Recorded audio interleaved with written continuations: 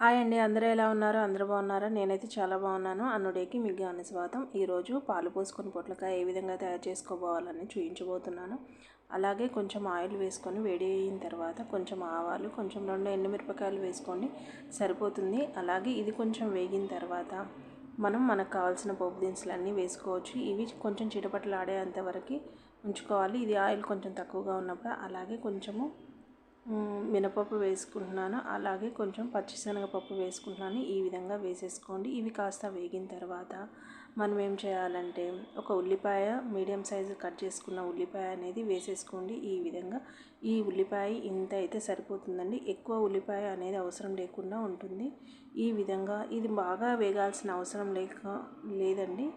ఈ విధంగా వేగిన తర్వాత మనము పచ్చిమిరపకాయలు, అలాగే కొంచెము కచ్చాబచ్చా దంచిన వెల్లుల్లి ముక్కలు వేసుకోండి. ఇది పచ్చిమిరపకాయలతో అయితేనే చాలా టేస్టీగా ఉంటుంది. అలాగే ఎండుకారం పెట్టి వేసుకునే దానికన్నా పచ్చిమిరపకాయలు వేసి చేసుకోండి.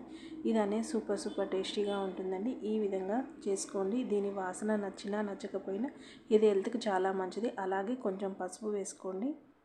ఈ విధంగా పసుపు వేసుకోండి. అలాగే ఒక చెంచాడు నేను ఏం చేస్తున్నానంటే ఉప్పు వేసుకున్నాను. ఈ విధంగా ఉప్పు అనేది కొంచెం తక్కువగానే వేసుకోండి, ఎందుకంటే చాలకపోతే కూడా మళ్ళీ వేసుకోవచ్చు. అలాగే మనం కట్ చేసుకున్న పొట్లకాయ అనేవి వేసేసుకోండి. ఈ విధంగా కట్ చేసుకోండి, కొంచెం చిన్నగానే కట్ చేసుకోండి. ఈ పొట్లకాయ అనేది తొందరగా మగ్గిపోతుంది. ఇదిగో చూడండి, కొంచెం కొత్తిమీర వేసేసుకున్నాను. ఈ విధంగా కొంచెము మగ్గితే సరిపోతుంది. అలాగే ఈ విధంగా ఒక్కసారి కలిపేసుకోండి.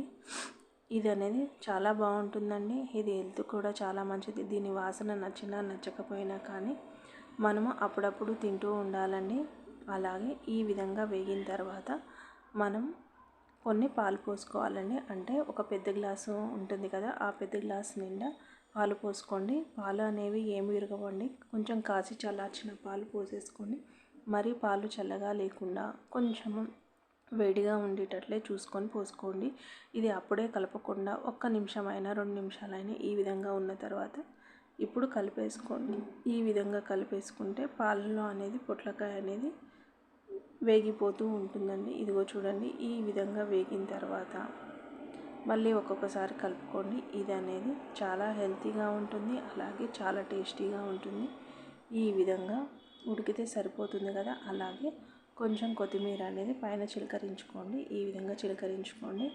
కొత్తిమీరతోటి ఇంకా సూపర్ టేస్టీగా ఉంటుంది. అంతేనండి. ఒక కనీసం 2-3 నిమిషాలైనా ఉంచుకున్న తర్వాత అలాగే కొంచెం ధనియాల జీలకర్ర పొడి వేసుకోండి. ఇదిగో చూడండి, ఈ విధంగా స్టవ్ ఆఫ్ చేసుకున్నాను.